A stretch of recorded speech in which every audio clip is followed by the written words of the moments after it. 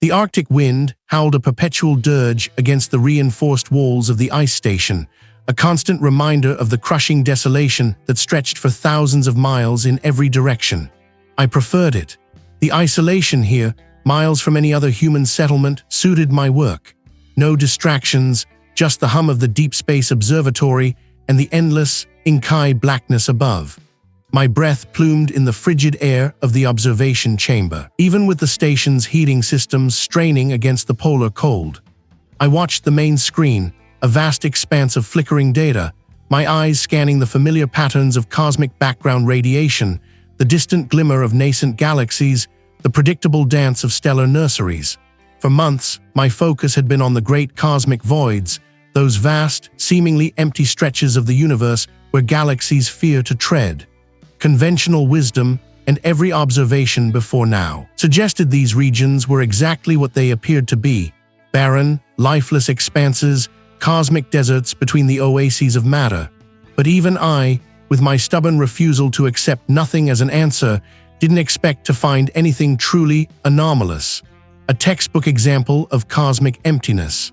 My systems were running a deep spectrum analysis, sifting through faint radio waves and subatomic particle emissions, a monotonous sweep that usually confirmed the absence of anything beyond the expected background noise. I'd been at it for 12 straight hours, fueled by lukewarm coffee and the quiet hum of the machinery, when the first flicker appeared. It was barely a blip, a single, sharp spike on the spectral graph, far outside the expected range of any known cosmic phenomenon for that region. It vanished as quickly as it materialized. I frowned, leaning closer to the console. "Equipment glitch," I muttered, my voice thin in the quiet. The observatory was new, bleeding-edge tech, but even the best systems could hiccup. I made a mental note to run a diagnostic later, dismissing it as a fleeting phantom. It had to be. Minutes crawled by, then an hour. The rhythmic thrum of the station's ventilation system was the only sound, a low, steady drone that usually faded into the background of my thoughts. But then it happened again. Not a blip this time, but a series of precise, oscillating pulses. They appeared on the screen, a delicate, intricate waveform, then decayed and were replaced by another, equally complex, equally transient. It was like watching a ghost trying to form a sentence, each word dissolving before the next could fully articulate. My fingers hovered over the controls. This wasn't random noise. Random noise had a signature, a chaotic beauty of its own. This had structure, a strange, alien grammar that defied classification. I felt a prickle of unease at the back of my neck. My scientific training screamed malfunction. My gut, however, was starting to clench. I initiated a focus scan on the coordinates where the pulses originated. The observatory's parabolic array swiveled almost imperceptibly, its massive sensors honing in on the target. The screen resolved into sharper detail, and the pulses became clearer, more defined. They weren't repeating. That was the most unsettling part. Every known astrophysical signal, from pulsars to quasars, had a periodicity, a predictable rhythm. This was like listening to an impossibly slow, impossibly complex melody that never repeated a single note. Each sequence was unique, yet clearly related to the ones before it, building upon them in some incomprehensible progression. My hands, usually steady, trembled slightly as I adjusted the filters, trying to strip away any remaining interference. The signal persisted, unwavering, impossibly intricate. It was emanating from the very heart of a 38 Delta, a region of space that, by all known laws of physics, should be a silent, sterile vacuum. Nothing should be there, absolutely nothing. I felt a faint vibration then, a low rumble that seemed to emanate from deep within the ice beneath the station. It wasn't the usual structural groan or the hum of the power generators. This was different, deeper, more resonant. I paused, listening, my head tilted. Was it merely the ice settling? The vast, ancient mass of the glacier was always in subtle motion. I dismissed it, forcing my attention back to the screen. The signal was demanding my full focus. The longer I watched, the more convinced I became that this wasn't an error. The sheer complexity, the non-repetition, the impossible origin point, it all added up to something utterly unprecedented.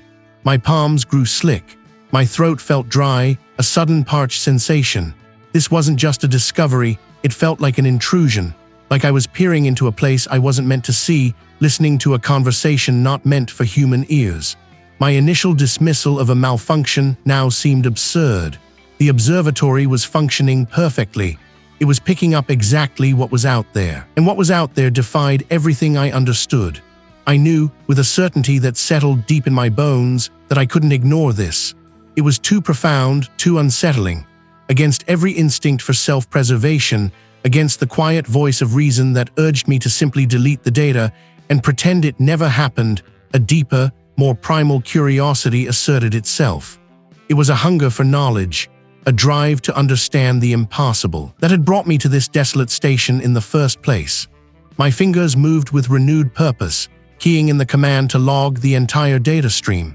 Every pulse, every waveform, every incomprehensible flicker was now being meticulously recorded, stored in the observatory's secure archives. As the transfer indicator pulsed green, the signal on the main screen continued its slow, deliberate unfolding, each new sequence adding to the terrifying tapestry of its existence. It felt less like I was observing it, and more like it was observing me. Then the vibration returned. This time it was stronger, a deeper tremor that resonated through the floor plates, making the coffee cup on my console rattle faintly. It wasn't a sudden jolt, but a slow, persistent grinding, a profound weight shifting far below.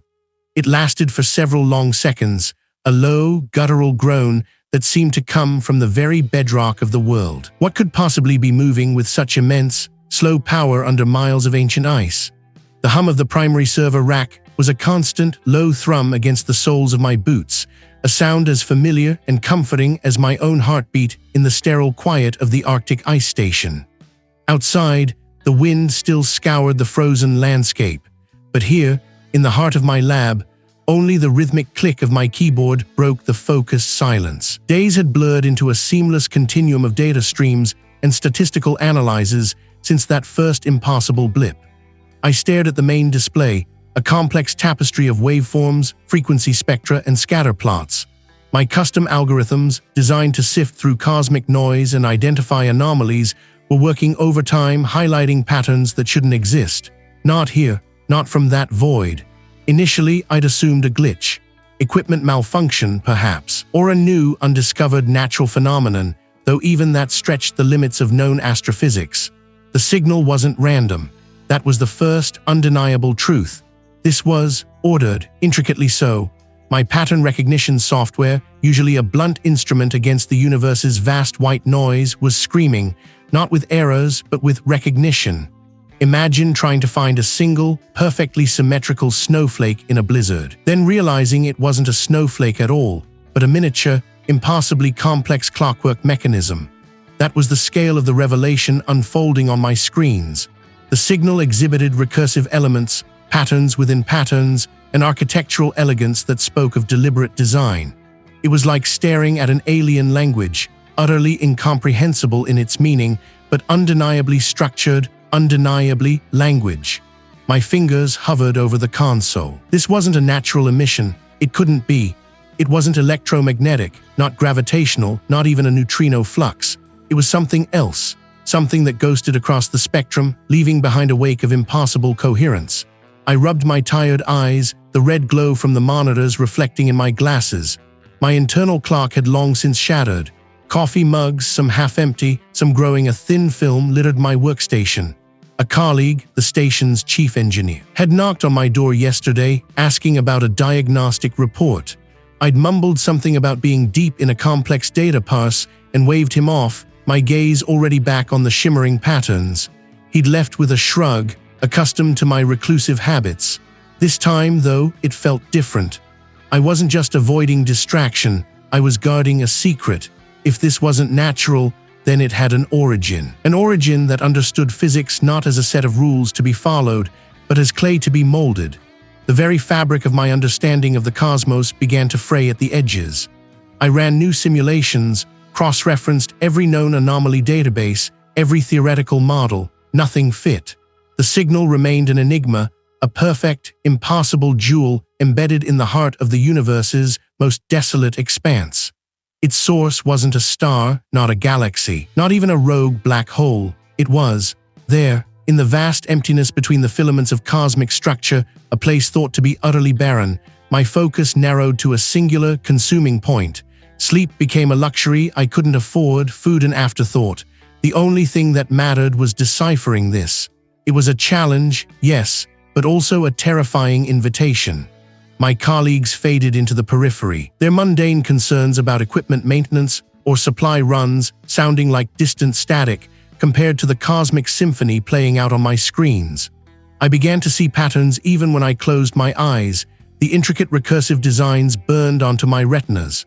The signal was a constant companion, a silent, pervasive presence in my small, isolated world.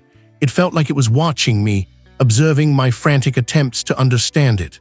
One evening, as the perpetual twilight of the Arctic settled outside, I was calibrating a new spectral analysis algorithm.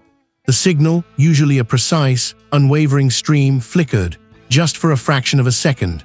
The complex patterns on the screen momentarily dissolved into a chaotic burst, then reformed, sharper, more defined than before. My breath hitched. It wasn't a glitch in my system. The diagnostic logs confirmed perfect operation. The signal itself had shifted. It was a change, a response. Had it sensed my scrutiny? Was it adapting? I leaned closer to the monitor, my face inches from the vibrant, impassable display. The pattern seemed to pulse with a subtle internal rhythm now, almost like a slow, deliberate breath. A faint, almost imperceptible thrum vibrated through the floor plates beneath my feet, a resonance that hadn't been there before, originating not from the machinery, but from somewhere deeper, somewhere below the Arctic ice station, something moving under the ice. What had I truly awakened?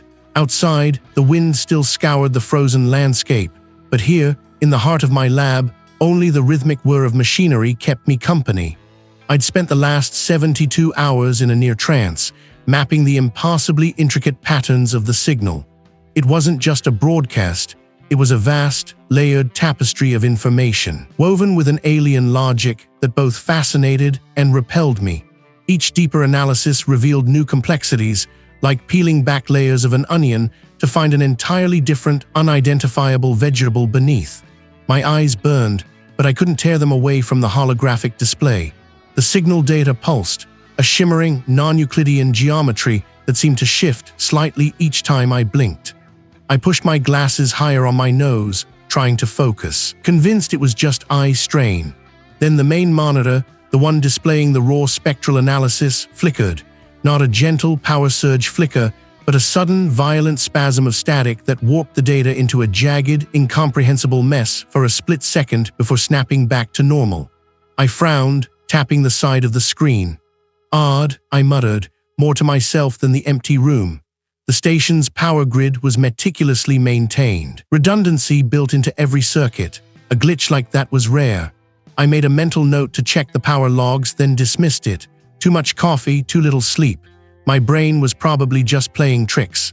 A faint, high-pitched whine started somewhere in the room, barely audible over the server hum.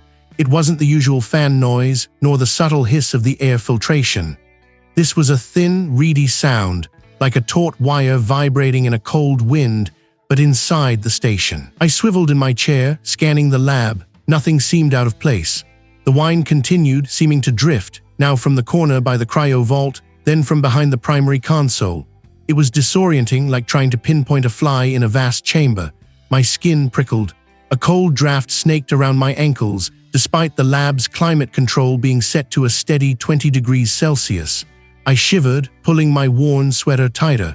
The whine intensified, morphing into something more guttural, a low, resonant vibration that seemed to emanate from the very floor beneath my feet. It felt less like a sound and more like a pressure, a deep thrumming that resonated in my chest cavity. I stood up, my chair scraping harshly against the floor, the sound echoing too loudly in the sudden quiet. The whine had stopped. The thrumming, however, lingered. I could feel it, a subtle tremor in the soles of my boots, a deep, pervasive vibration that felt like something vast and heavy was shifting, not just under the station, but under the entire expanse of the Arctic ice. My breath hitched. I knew intellectually what was out there. Miles of solid ice, then the crushing depths of the ocean. Nothing could be moving that would cause such a deep, resonant tremor. Yet the feeling persisted. I pressed my palms against the cool metal of the server rack, feeling the vibration travel up my arms. It wasn't the usual mechanical hum. This was something else, something organic. My mind, usually a fortress of logic, began to falter. I squeezed my eyes shut, then opened them. For a fleeting instant, the wall opposite me seemed to ripple, the stark white panels undulating like water. A shadow too deep and too swift darted across my peripheral vision, gone before I could fully turn my head. My heart gave a hard, painful lurch against my ribs. Nothing. Just the pristine, unchanging lab.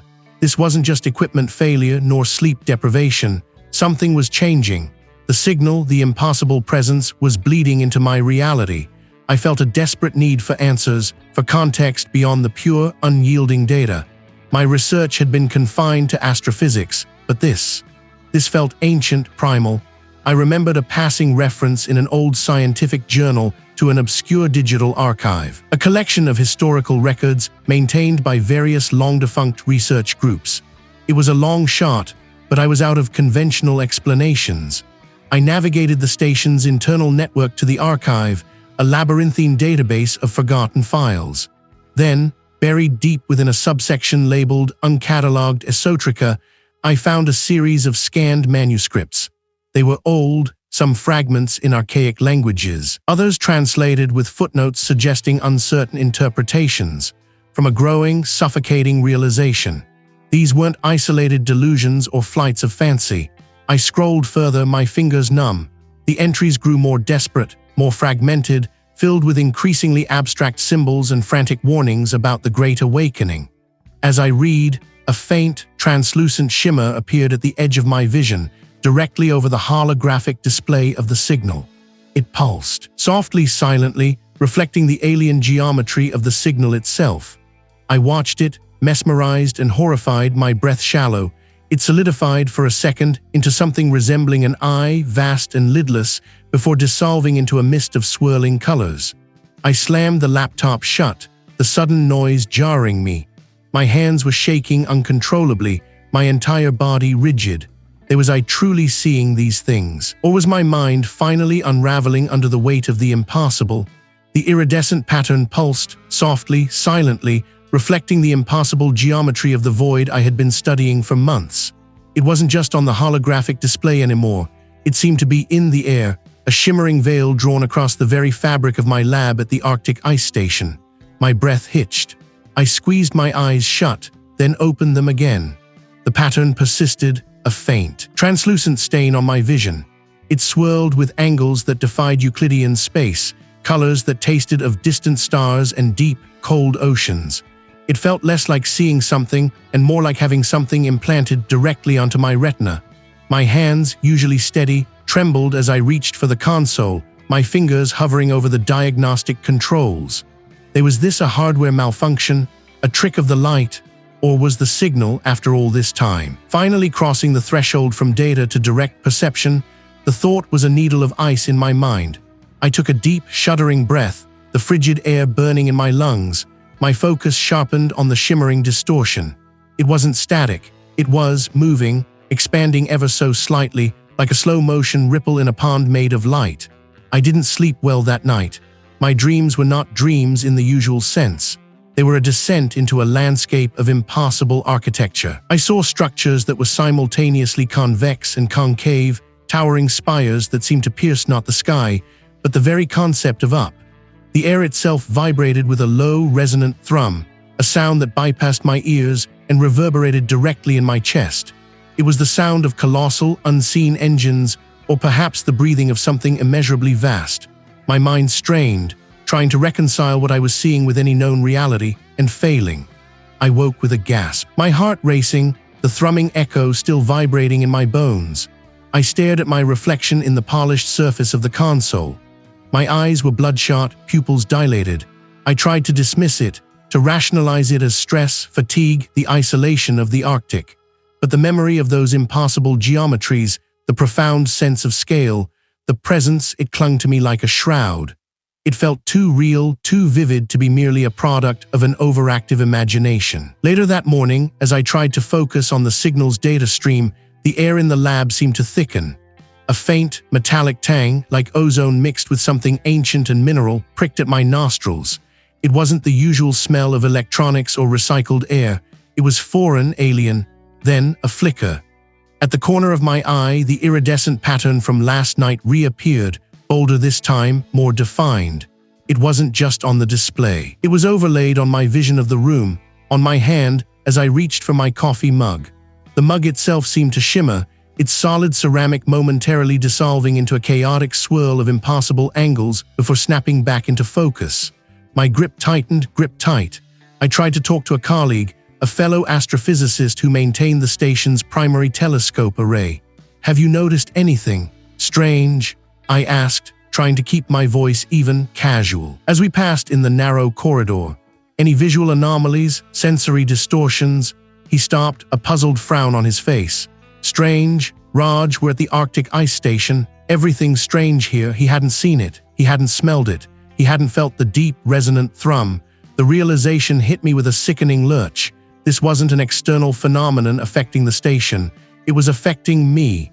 The signal wasn't just transmitting data. It was imprinting itself directly onto my consciousness, carving pathways into my very perception. That night, the dreams intensified.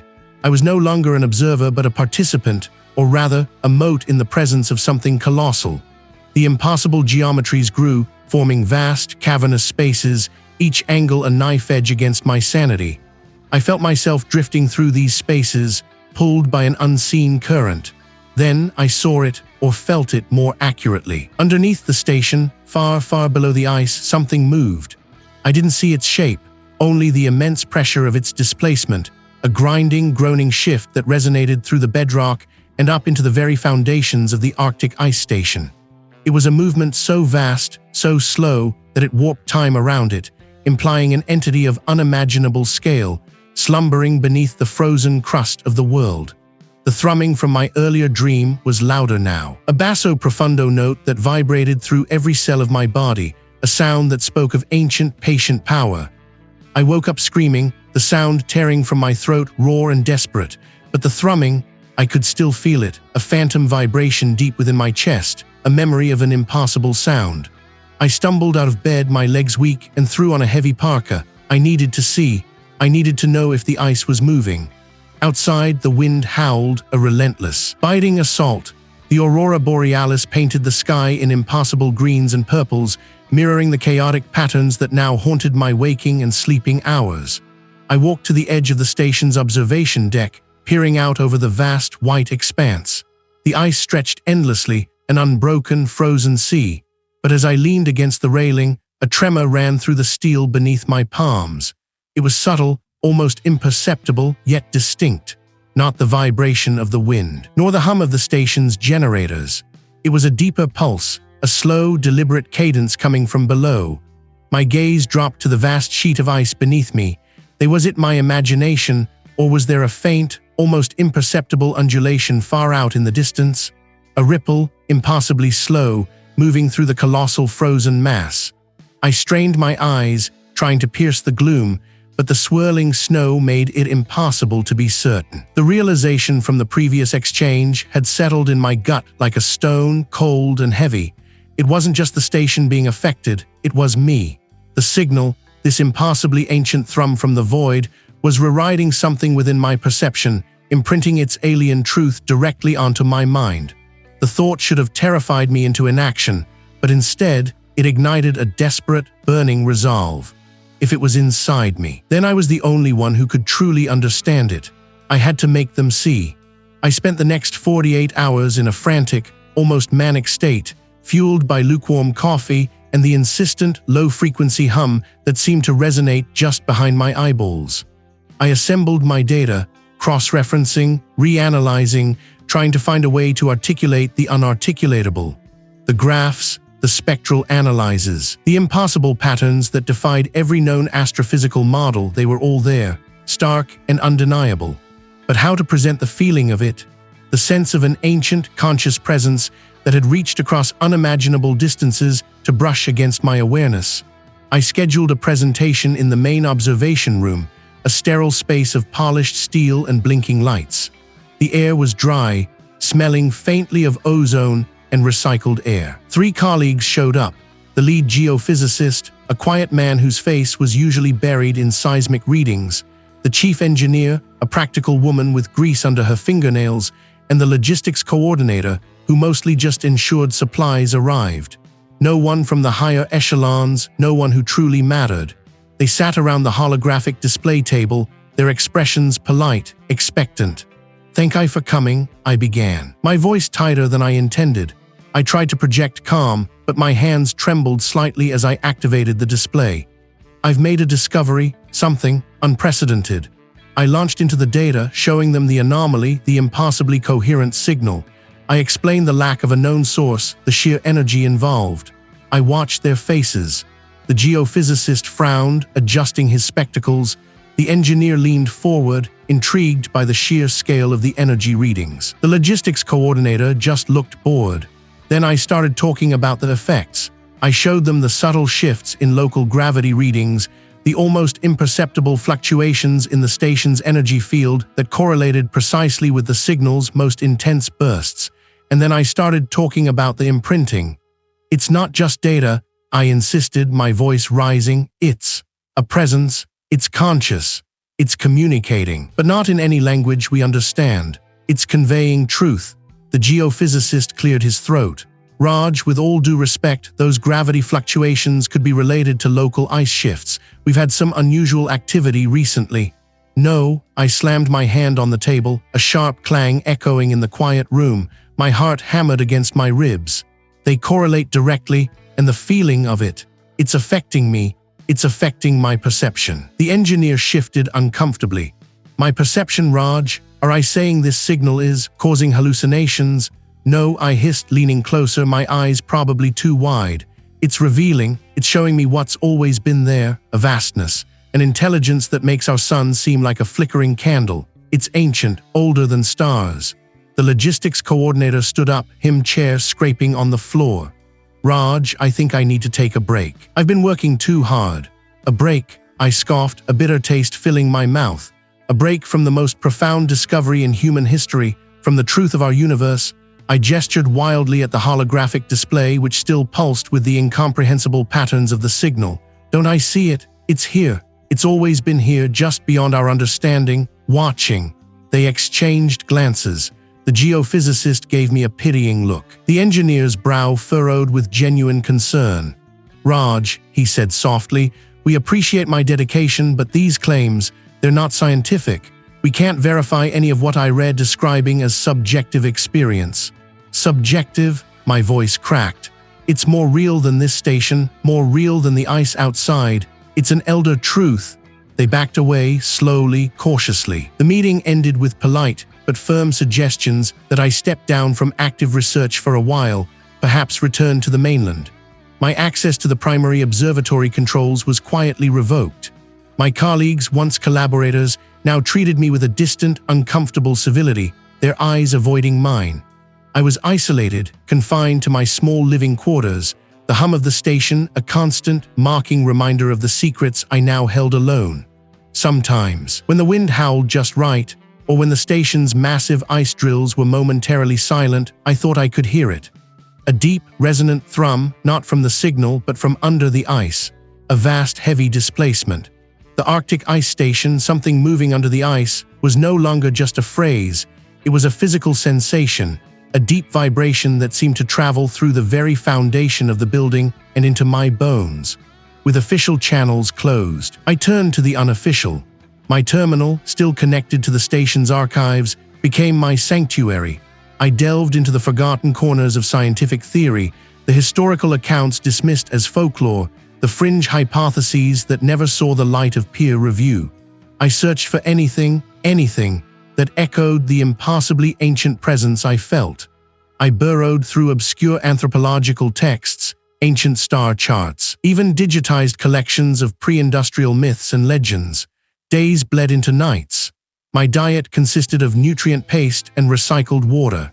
My eyes burned, but I couldn't stop. One night, as the station groaned and settled around me, a new kind of vibration joining the low hum of the signal, a deep, almost organic rumble from beneath the floor, I stumbled upon a collection of essays from a disgraced cosmologist of the early 20th century. He spoke of cosmic architects, not of matter and energy, but of thought and pattern. He wrote of a slumbering awareness that predated the universe, residing in the spaces between existence, stirring only when the veil of reality thinned. My breath hitched. He spoke of visions, of impossible geometries, of the mind expanding to encompass truths it was never meant to hold. He spoke of an imprint left upon those who dared to perceive it. It was like reading a confession, a warning from a kindred spirit lost to time. These were not scientific observations, but the desperate attempts of minds encountering the same incomprehensible cosmic entity. What had he truly seen? My colleagues, once collaborators, now treated me with a distant politeness, a careful aversion in their eyes. The suggestion to step down, to return to the mainland, had been phrased as concern, but it felt like an exile. My access to the primary observatory controls was quietly revoked, a subtle administrative suffocation. They thought they had cut me off, quarantined the contagion of my obsession. They underestimated my resolve. I was still here at the Arctic ice station, something moving under the ice, a vast white expanse that swallowed sound. The station hummed, a low thrum against the perpetual cold, but it was a lonely sound now. The mess hall, usually a cacophony of chatter, echoed. I ate quickly, eyes down, the food tasting like ash. The other researchers, the support staff, they skirted around me, their glances like tiny, sharp chips of ice. They hadn't removed all my equipment, not yet. My personal terminals, my specialized processors, they remained. And I had backups. Redundant systems, hidden ports, the kind of digital backdoors only a paranoid genius or a desperate man would set up. I was both. The signal. That impossible whisper from the void, it still called to me. It burrowed into my thoughts, not with words, but with a persistent pressure, a subtle warping of the air around me. Days blurred into a single, endless vigil. The low hum of the station, the distant, grinding rumble of the ice outside, these were my constant companions. I worked in the smaller data analysis lab, a space they'd forgotten to fully strip. It was cramped, the air stale, but it was mine. I wasn't looking for patterns anymore, not in the traditional sense. The signal defied conventional analysis. It was a flood of information, a language without grammar, a symphony without notes. My algorithms, once so elegant, had choked on it, spewing out gibberish. But in the quiet, the isolation, a different kind of understanding began to form. It wasn't logic, not entirely. It was intuition. A gut-level knowing that felt less like discovery and more like a forced infiltration. I started feeding the raw data into a neural net I designed years ago, a project I'd abandoned as too abstract, too prone to hallucinations. Now, its chaotic flexibility felt like the only tool capable of wrestling with the signal. I wasn't programming it to decipher, but to feel, to react, to find correlations not in syntax, but in resonance. Hours bled into more hours. My fingers cramped, my eyes burned. The coffee was black, bitter, my only fuel. Outside, the wind howled, a mournful, hungry sound. Sometimes a deeper tremor would run through the station, a low groan from the foundations. I'd learned to ignore it, just the ice shifting, just the vast, indifferent landscape settling. But then a distinct, heavy thump would resonate from below, a sound too solid, too rhythmic to be natural ice. I'd pause, my breath catching, straining to hear it again. Nothing, only the wind, only the station's hum. Then the net began to hum back. Not a sound, but a visual hum on the screen. The chaotic graphical representations of the signal, usually a blur of shifting colors and shapes, started to coalesce. There were no words, no images I could recognize. Instead, abstract forms, like impossible geometries, began to resolve themselves. They pulsed with an internal light, expanding, contracting, interweaving. Each configuration, I realized with a jolt that went through my entire body, was a concept, not a symbol for a concept, but the concept itself directly rendered. I focused on one, a particularly dense cluster of shimmering, obsidian-like polygons. My mind strained, trying to interpret, to translate. It was like trying to swallow a star. A searing pressure built behind my eyes. My temples throbbed. And then it downloaded. Not into my conscious thought as a sentence or an idea. It bypassed language entirely. It was a direct, visceral knowing. My breath hitched. The air felt thin suddenly.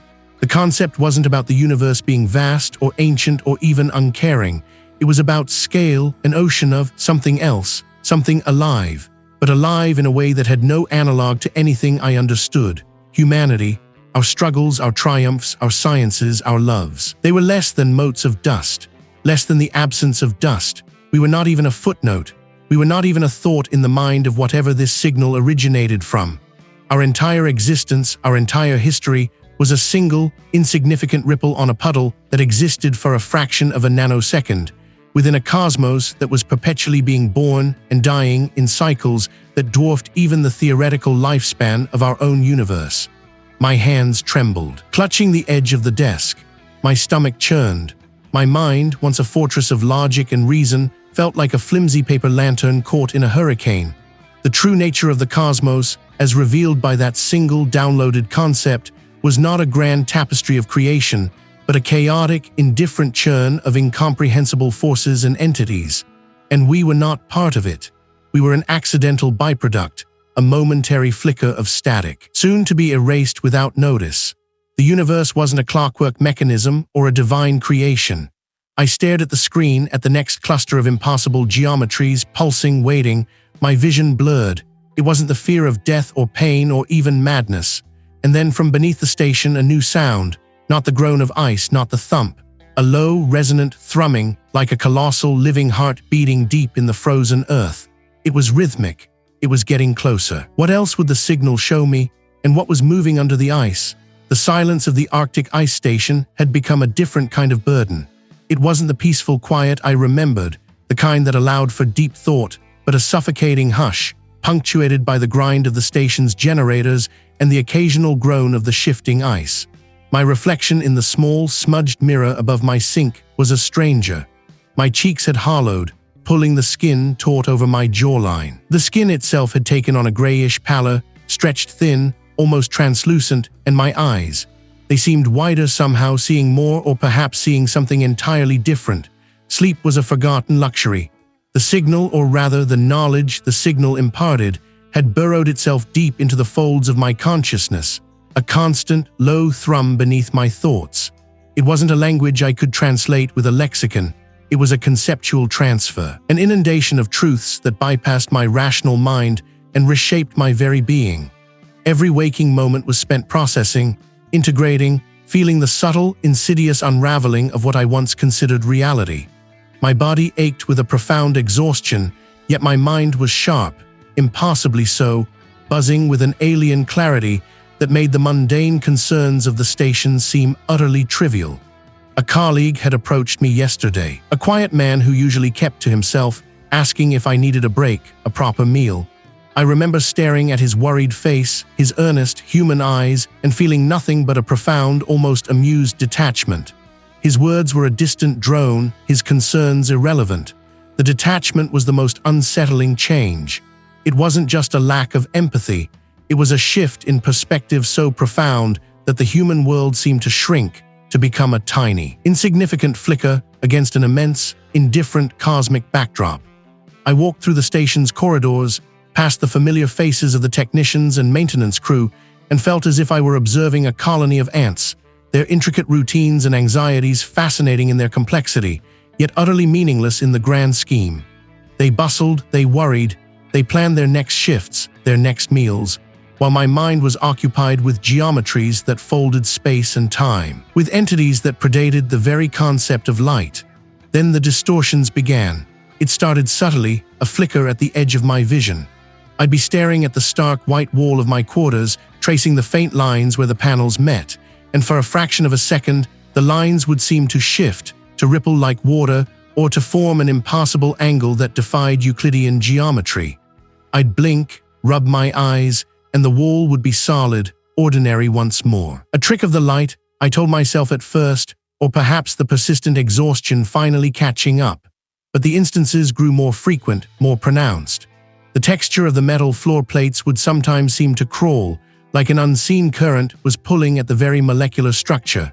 The hum of the ventilation system would occasionally modulate, resolving itself into a series of faint, rhythmic clicks, too complex to be random, too subtle to be a mechanical fault. I'd turn my head sharply, trying to catch the anomaly, but it would vanish, leaving only the steady drone.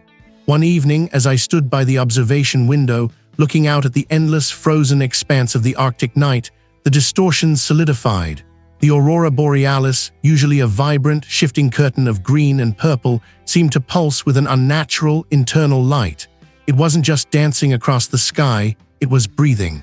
And as I watched, the patterns within the aurora began to resolve themselves, not into familiar shapes, but into glyphs, impassable symbols that stretched and folded, echoing the conceptual data that flooded my mind. They weren't static. They flowed, merged, hinted at a cosmic grammar that transcended human understanding. The ice outside, stretching into the gloom, began to shimmer, not with reflected light, but with an inner luminescence. And then I saw it. Beneath the vast, impenetrable sheet of ice, far below the station's foundations, something was moving. It wasn't a submarine, or a geological shift, or any natural phenomenon I could comprehend. The movement was slow, impossibly vast, a deliberate, ponderous displacement of unimaginable mass. It wasn't a single shape, but a ripple, a disturbance in the very fabric of the deep ice, as if a colossal, unseen entity was slowly, methodically turning beneath the crust of the world. It was like watching a mountain range shift, but with an organic, purposeful slowness that spoke of immense, ancient power. My breath caught in my throat. I pressed my forehead against the cold glass, trying to see more, to understand the impassable scale of what I was witnessing. Was it a reflection of the signal's influence, a physical manifestation of the impassable truths it had imprinted on my mind, or had it always been there, slumbering beneath the frozen world, waiting for me to gain the eyes to perceive it? My reflection in the reinforced window stared back at me, hollow-eyed, a stranger in the desolate white. Outside, the endless white stretched, broken only by the sharp, skeletal silhouette of the communication array. But it was what lay beneath the station that truly held my attention. A low, persistent thrum, a vibration that resonated through the soles of my boots, had grown increasingly noticeable over the past few days. It wasn't the station's machinery. I knew the cadence of every pump and turbine here. This was deeper, more resonant, a vast, slow shift. I kept telling myself it was just the immense ice sheet settling, the natural movements of a frozen continent.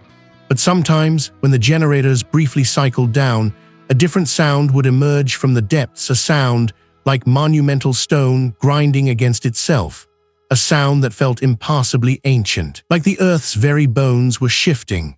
It was a sound that made the fine hairs on my arms prickle. I returned to my console, the hum underfoot a constant, unnerving companion. The signal, my impassable signal, pulsed on the screens before me. For weeks, I had approached it as an object of study, a distant phenomenon to be dissected and catalogued. But that perspective was eroding, eaten away by the sheer persistence and evolving complexity of its patterns. It wasn't just a broadcast. It was more like a language I was slowly, terrifyingly beginning to intuit. Not a language of words, but of fundamental resonance of intention. My fingers hovered over the controls, reluctant to touch, yet compelled. The data streams were no longer just abstract mathematical constructs. They felt like nerve endings, tingling with an alien sentience. The shifts in frequency, the subtle modulations in its vast, rhythmic beat, had taken on an almost pleading quality. Or was it demanding?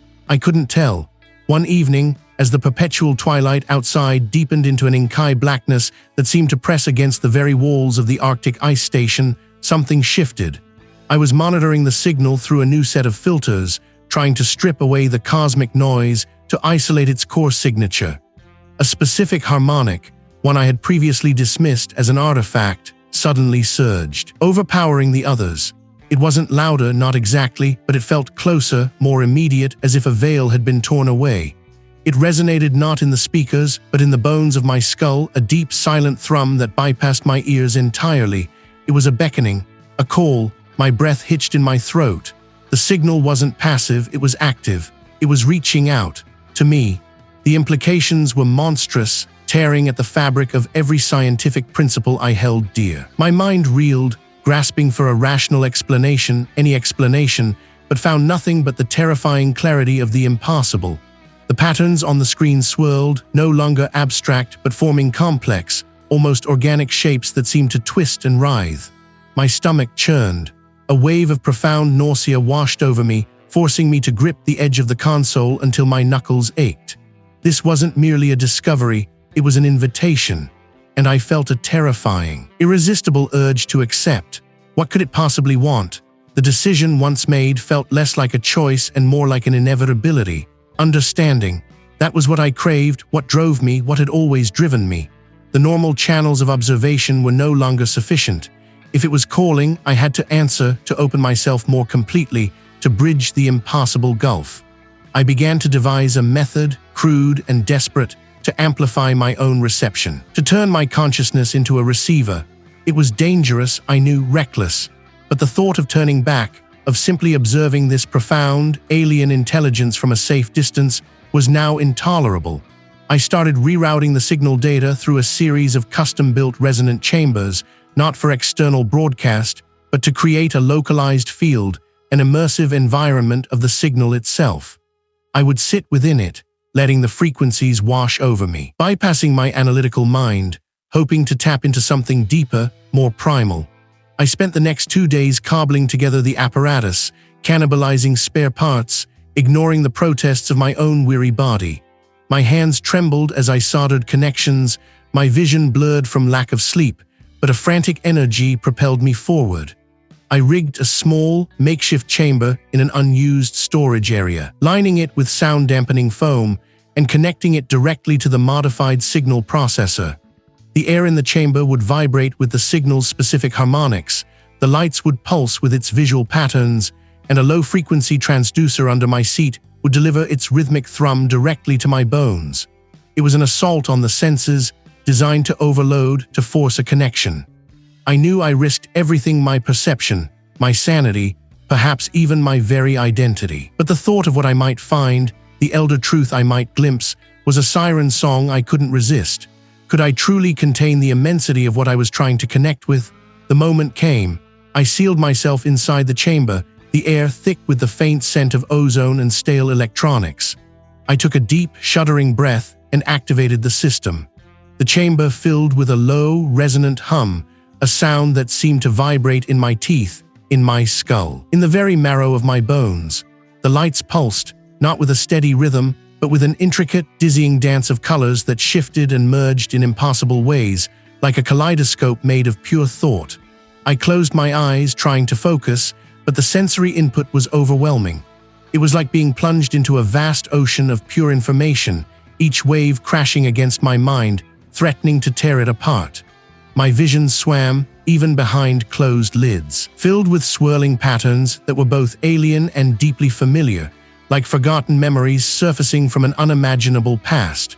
A pressure built behind my eyes, a searing ache that threatened to split my skull open. There was this understanding, or was it dissolution? My reflection in the reinforced window of the communications lab stared back, pale and drawn. The faint blue glow from the central console painted my features in stark relief, highlighting the dark circles under my eyes. I hadn't slept properly in weeks, not since the signal had grown clearer. It wasn't just data anymore. It was a current, a palpable presence that hummed just beneath the threshold of hearing, a vibration I felt in my teeth. My reflection in the polarized glass shimmered for a moment, then steadied, revealing a man on the precipice. I turned from the window, my gaze falling on the array of custom-built processors and the single, insulated chair at the center of the lab. This was it, the final amplification. I had pushed the system past its designed limits, bypassed every safety protocol. My colleagues, the few remaining at the Arctic ice station, had left me alone with my obsession. They called it research isolation. I called it necessary. I adjusted the worn leather strap of the neural interface, a crude but effective device I'd jury-rigged from salvaged parts, and settled into the chair. The cold metal of the headpiece pressed against my temples. A low thrum began in the console, a sound that vibrated through the floor and up my spine. It was a prelude. I initiated the sequence. A soft hiss filled the room as the system powered up, followed by a deeper, resonant hum. The blue light intensified, bathing everything in an ethereal glow. I closed my eyes, focusing on the hum. It grew, not in volume, but in complexity. It wasn't a sound heard by the ears, but felt directly in the deepest parts of my mind, bypassing the usual sensory filters. It was a presence, A vast, intricate pattern began to unfold behind my eyelids, not visual, but a pure, abstract geometry of thought that defied any known dimension. At first, it was like peering through a kaleidoscope made of concepts, not colors. Logic itself became a foreign language. Time became a malleable substance, stretching and compressing without reason. Space dissolved, then reformed into impassable configurations. I felt my own consciousness, a tiny spark, being drawn into an immense, unfathomable current. There was no seeing in the conventional sense. It was a knowing, an instantaneous download of impossible information that threatened to tear my mind apart. My breath hitched. My hands clenched the armrests of the chair, gripped tight. My heart hammered, a frantic drum against my ribs. Then came the form. It wasn't a shape I could draw, or a being I could describe. It was the fundamental structure of existence itself, perceived not as an object, but as an idea so vast it encompassed everything and nothing. Imagine the entire universe, not as stars and galaxies, but as a single living thought. It was the underlying architecture of reality, a complex, self-organizing intelligence that simply was. I felt an overwhelming sense of profound age, an entity that had existed before time had meaning. Before light itself, it wasn't evil or good or indifferent. It was beyond such constructs. It simply was, and in its being it was utterly absolute. My mind reeled. My perception of up and down, inside and outside, dissolved. I was no longer in the lab, no longer in my body. I was a point of awareness adrift in an ocean of pure, alien thought. The sheer scale of it compressed my very being, making me feel like a microscopic tremor on an infinite surface. I understood then, humanity with all its struggles and triumphs, its empires and its art was less than dust. We were an accidental ripple on a pond that spanned dimensions, our entire history a fleeting spark, our consciousness a brief flicker in an eternity of vast, silent knowing. Its purpose wasn't malevolent nor benevolent. It was an inherent process, a slow, inevitable reshaping, not destruction but a fundamental alteration of the cosmic fabric. Reality, as I knew it, was not stable. It was a canvas being painted over, slowly, inexorably, by an artist whose palette was space-time itself. The signal wasn't a message. It was a resonance, a harmonic frequency of this cosmic resculpting. My work, my desperate attempts to decipher it, had been like trying to read the brushstrokes of a tidal wave that was already upon me. A deep tremor vibrated through me, a physical manifestation of the impossible scale I was perceiving. It wasn't the station's generator. It was too vast, too guttural, a sound that seemed to come from the very core of the planet. I opened my eyes, or tried to. My vision swam with residual patterns of impossible geometry, shimmering like oil on water. The hum in my head intensified, vibrating through the very bones of the Arctic ice station. Then I felt it. A slow, immense shifting beneath the station. The ice groaned, a sound far deeper and more resonant than any natural creak. It was a sustained, deliberate pressure pushing up from the depths. Something was moving under the ice, something vast beyond imagining, something that displaced cubic miles of frozen water with an effortless, ancient power. It wasn't a whale. It wasn't a geological shift. It was a methodical, almost rhythmic displacement of mass, a colossal body stirring from an age-old slumber. The hum in my head resonated with the movement, a terrible, alien symphony that harmonized with the grinding ice. There was the entity I was perceiving also here, manifesting, or was it merely echoing its presence through the very matter around me, demonstrating its absolute dominion over the physical world? My body convulsed, a wave of nausea washing over me, bringing bile to the back of my throat. I gasped for air, but the air felt thick, heavy, as if infused with the impossible pressure I was experiencing. The reshaping wasn't just a concept, it was a physical sensation, a crushing weight that threatened to flatten my entire being into a meaningless smear. I knew with a certainty that transcended logic that what I had connected to was not merely observing, it was acting. Its slow, inevitable reshaping of reality was already underway. We were not merely observers of the universe, we were part of the raw material, unwittingly being reformed, remade by a design we could not fathom. The signal wasn't a warning. It was the sound of the loom, and I was caught in its threads. What impossible form would I take when the weaving was complete, clearer? It wasn't just a frequency anymore, a pattern of impossible data.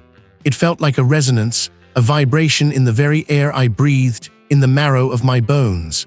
The silence of the lab, usually a comfort, had become a heavy cloak, muffling everything but the hum of the machines and the frantic beat of my own heart. I could almost hear the signal now, a low thrum beneath the threshold of hearing, a pressure behind my eyes. It wasn't just out there anymore, it was here within the station, within me. I understood, with a certainty that threatened to shatter my composure, that the veil was thinning, not just for me, but for everything. I pushed away from the console, the cold metal biting into my fingertips. My legs felt heavy, as if resisting the urge to move, to escape. The air itself felt different, charged, heavy with an unspoken expectation. I walked to a smaller viewport, peering out into the perpetual twilight of the polar night. The sky, a canvas I once knew intimately, was subtly wrong. The auroras, usually a vibrant, dancing spectacle of green and purple, now pulsed with an unsettling, almost sickly yellow hue, like a bruise spreading across the firmament. They shimmered with a viscous quality, as if the light itself had thickened, become something almost tangible. It wasn't the familiar groan of settling ice or the rumble of distant seismic activity.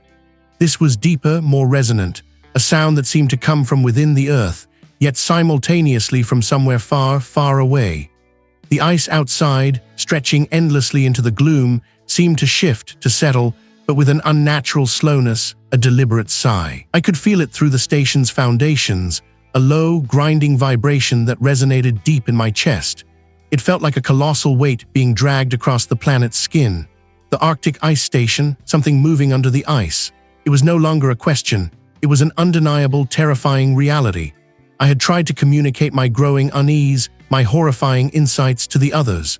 The station commander, a stoic woman with eyes that had seen too many polar winters, had listened patiently, her expression unreadable. The logistics officer had offered me a weary smile and suggested I get some rest.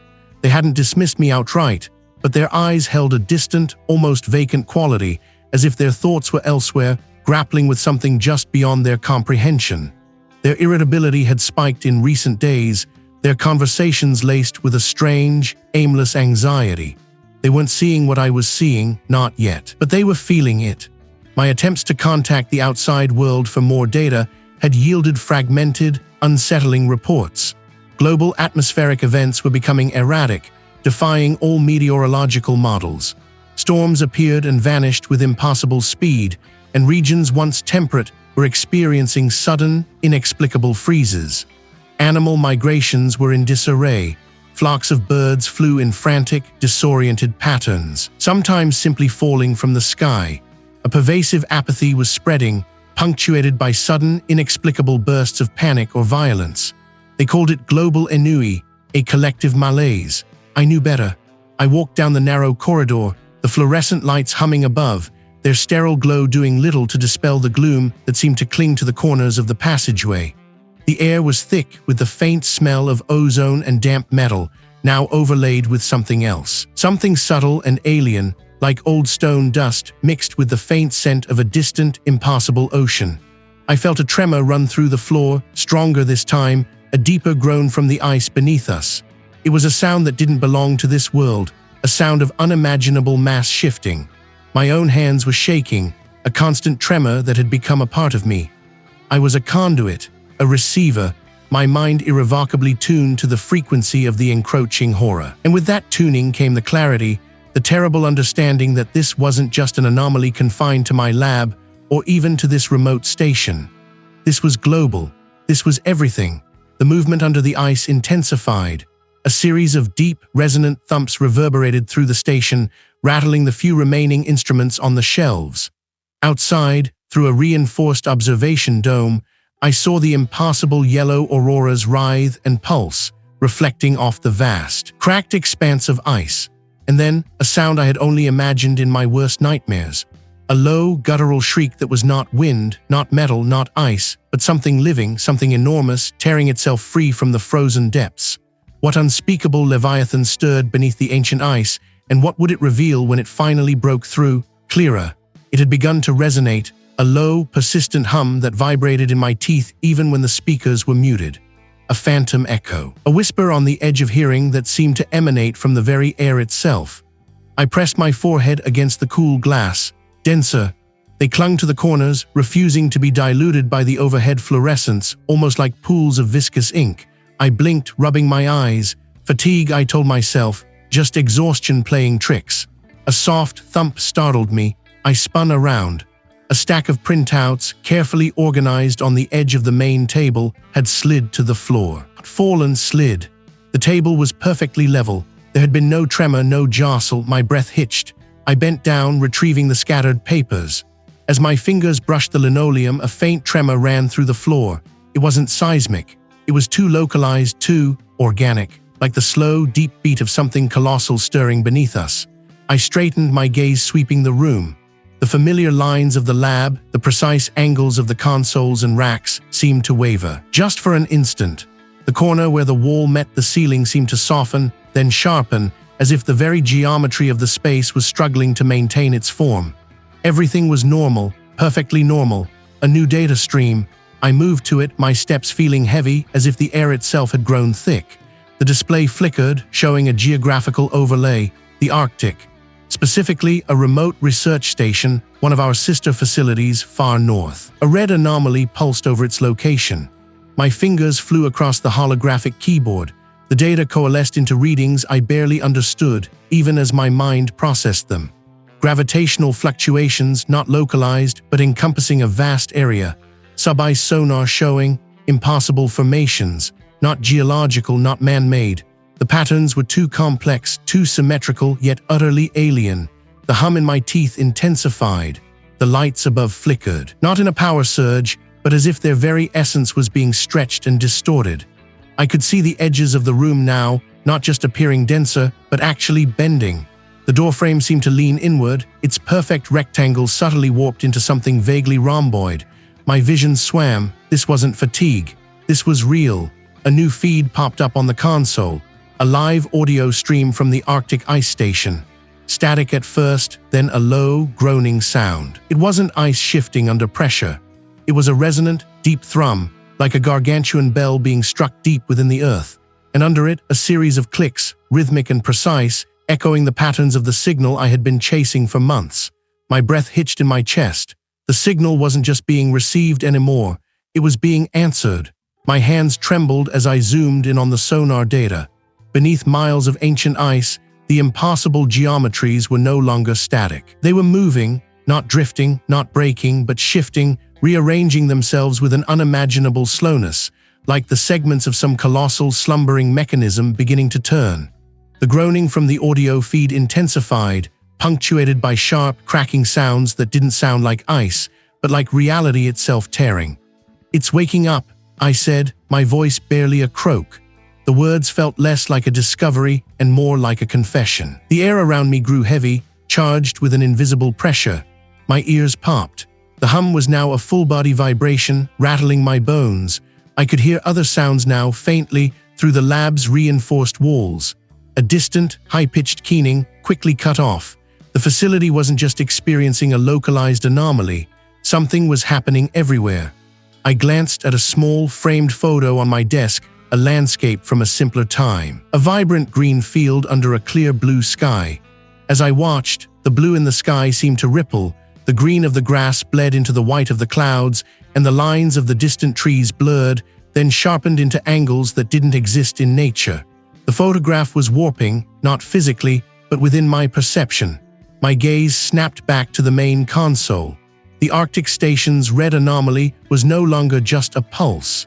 It was expanding. A crimson stain spreading across the digital map, pushing against the edges of the continent. And the impossible geometries under the ice were no longer just moving. They were unfolding. Vast, intricate structures, once hidden, were now pushing against the immense pressure of the frozen deep, creating ripples that registered as seismic events across the globe. A low, guttural roar erupted from the Arctic audio feed, a sound that transcended any known creature, any natural phenomenon. It was a sound of immense, ancient power, of something breaking free. The entire lab shuddered, not a tremor but a fundamental shift. The floor tilted subtly, the ceiling buckled, then snapped back into place. The walls seemed to breathe. I stumbled back, knocking my chair over. My heart hammered against my ribs, a frantic drum against the hum that permeated everything. My vision blurred again, but this time it wasn't just my eyes. The entire room was blurring, its solid forms dissolving into shimmering distortions. But the groaning, the clicking, the immense, resonant hum, it didn't stop. It grew louder. It was no longer coming from the console. It was coming from everywhere. I pressed my hands against my ears, but it was useless. The sound was inside me, an invading presence. My mind screamed. I could feel the edges of my own sanity fraying, the carefully constructed reality of my life dissolving around me. This wasn't just a signal. This was an arrival, and I, Raj, had been the one to open the door. What would step through it now that the world itself was bending to its will? The reinforced window of the communications lab had offered a warped reflection, a ghost of myself. That was weeks ago. Now the glass was thick, frosted, and coated in a rime of wind-blown ice, part of the observation dome at the Arctic ice station. The transition had been a blur of frantic packing, hushed conversations with the project leader, and the relentless drone of an icebreaker. They'd moved me, or rather the equipment, to the most remote outpost, hoping the sheer isolation, the geomagnetic shielding, the sheer nothingness of the pole would somehow clarify the signal, or perhaps distance me from it. They hadn't understood. The signal wasn't something to be shielded from. It was something that unfolded within me. My fingers, numb with the constant chill that permeated even this heated facility, traced patterns on the condensation. The cold didn't bother me as much anymore. In fact, sometimes I felt it as an embrace, a clarity. The hum of the life support systems, the distant whine of the generators, they were background noise now, like static. I hadn't slept since arriving, not in any conventional sense. The signal wasn't just data, not just a frequency. It was a language without words, an image without light, a concept that unraveled the very foundations of thought. It was understanding. The change had begun subtly. First, the colors seemed sharper, the blues of the ice outside more vibrant, the whites more blinding. Then the sounds. I could hear the microscopic shifting of the ice floes miles away, a low, grinding sigh that spoke of immense, patient power. The station's crew, my few remaining colleagues, looked at me with a mixture of pity and fear. I saw it in their eyes, not just on their faces.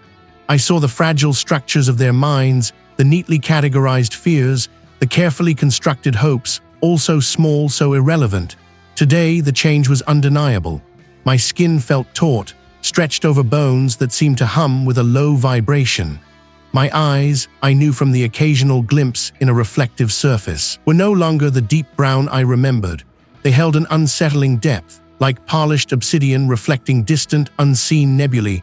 My voice when I spoke was different too, lower, resonant, carrying an echo that wasn't from the room. Raj, the logistics officer, had said earlier, his voice tight, "I haven't eaten in days, I need rest." He stood too far away, his hand hovering near the emergency comms. I had turned to him slowly. "Rest is a concept for the finite," I replied. The words felt like they were spoken by a mouth not entirely my own. "Food is a fuel for the ephemeral." He had backed away then, stumbling over his own feet, his face pale beneath the harsh fluorescent lights. He didn't understand the new truths I was trying to convey. How could he? His mind was still tethered.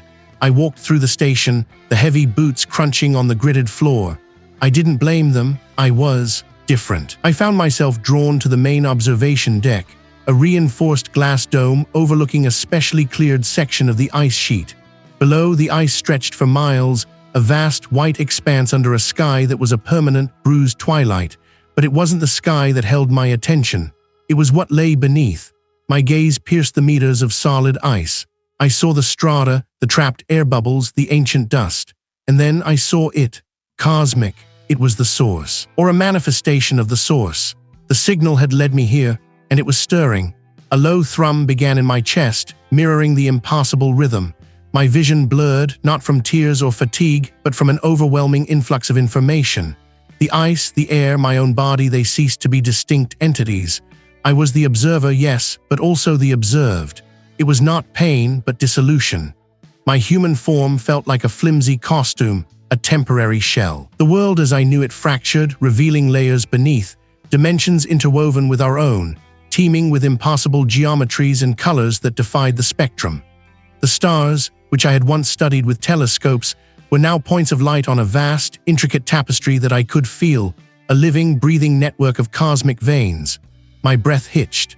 My hands, still tracing patterns on the cold glass, began to glow with a faint, internal luminescence. My body was no longer a barrier to the signal, but a conduit. The transformation was complete. I was no longer Raj, the astrophysicist. I was an antenna, a receiver, a single conscious node in a network of unimaginable scale. I saw the truth, raw and unvarnished. The universe was not empty. It was teeming with ancient, indifferent entities, vast and slumbering, woven into reality itself. The presence under the ice stirred again, a slow, deliberate heave that rippled through the very bedrock. It was waking, and I was its herald, its first conscious whisper into this realm. My mind, once a fortress of logic and reason, was now a shattered pane, letting in the horrifying, beautiful light of ultimate reality. I turned from the window, my glowing hands dropping from the glass. My colleagues, they were still here, still trapped in their tiny, ephemeral dreams. I could hear their thoughts, their fears, their pathetic hopes like faint, buzzing insects. How could I ever explain what I now understood? How could they ever comprehend the terrifying beauty of the cosmos, the true nature of the slumbering gods, the absolute insignificance of their existence? It was the presence under the ice, communicating with me directly. It wasn't asking for anything. It was simply showing what would happen when it fully awoke. That was weeks ago. The transition had been a blur of frantic packing, of hushed conversations with the station commander, of the insistent, cold hum of the signal echoing in my skull, not just from the speakers. I remember the weight of the parka, the sharp bite of the polar air even through the sealed transport. My colleagues, the few who remained, avoided my gaze. They saw the sleepless nights etched around my eyes, the tremor in my hands that wasn't from the cold. They heard the faint, high-pitched whine that only I seemed to register, a constant, low-frequency thrum beneath the everyday sounds of the station. It was the signal, no longer just data, but a living presence, a pressure on the inside of my cranium. I felt its vastness, its ancient patience, like a tectonic plate shifting beneath the floorboards of my mind. The station itself felt different. The metal groaned with a new kind of weariness, a deep, resonant sigh that wasn't just the wind. The lights flickered with an almost rhythmic pulse, a subtle variation that matched the thrumming in my head. I'd spend hours staring out the dome, watching the endless white expanse, the churning grays of the distant sky. The silence was a lie. It was thick with the entity's unspoken thoughts, a suffocating blanket of incomprehension. Then the tremors began, not the usual geological shifts of the ice, but something else. A deep, resonant vibration that traveled through the very foundation of the Arctic ice station. It started subtly, a barely perceptible wobble in my coffee cup, a shiver in the floor panels. Then it grew. The ice groaned, a sound like 1,000 ships tearing apart in a storm. The station commander dismissed it as ice stress, a new fault line forming, but I knew. I felt the pulse of it, the same ancient rhythm that had haunted my lab back home. I pressed my face against the thick, frosted glass of the dome, my breath misting the already obscured view. My vision swam, not from fatigue, but from the insistent vibration. The ice outside was a blur of white, but through the distortions I saw it. There was something moving under the ice. It wasn't a whale. It wasn't a submarine. The scale was wrong. The movement was too slow, too deliberate, yet impossibly vast. It was like watching a continent shift, but with an underlying current of intent. It wasn't a distinct shape, but an absence of light, a displacement of the very ice itself, pushing up against the frozen surface in slow, undulating swells. The station lights dimmed further, struggling against some unseen drain, or perhaps just failing to penetrate the deepening gloom. The thrumming in my head intensified, a crescendo of pure, unadulterated thought that wasn't my own. It wasn't language, not in any human sense, but a pure transmission of being. It filled me, pushing out my own thoughts, my own memories. I felt my hands clenching, my nails biting into my palms, but the pain was distant, a dull echo. My body was just a vessel, a receiver. The ice around the station began to crack, not the small, sharp fractures I'd heard before, but monumental fissures that spread like spiderwebs across the landscape. The sound was deafening, a tearing of the very fabric of the world. The dome shuddered violently. A colleague, the logistics officer, cried out from across the control room, his voice thin and reedy against the roar. He pointed at the seismic readouts, his face a mask of disbelief. The needles were thrashing wildly off the scale, but it wasn't seismic. It was alive, slowly, impassibly. The ice groaned, then shrieked, then simply gave way. The air in the dome grew thick, not with vapor, but with a palpable pressure, a crushing weight that bore down on my chest. I gasped, but no air seemed to enter my lungs. My vision blurred again, and this time, it wasn't just distortion. The world outside the dome was changing. The ice wasn't white anymore. It was a shifting, liquid black, reflecting no light, absorbing everything, and from within that blackness something emerged. It was not a creature with limbs or eyes, but a vast, undulating surface, impossibly smooth and utterly devoid of feature. It simply was. A colossal non-Euclidean mass, shifting and expanding, displacing the very air, the very light. It pulsed with the same rhythm that was now my own heartbeat, my own breath. I felt myself falling, though my feet were still planted on the floor. My perception detached, soaring above my body, then above the station, then above the entire planet.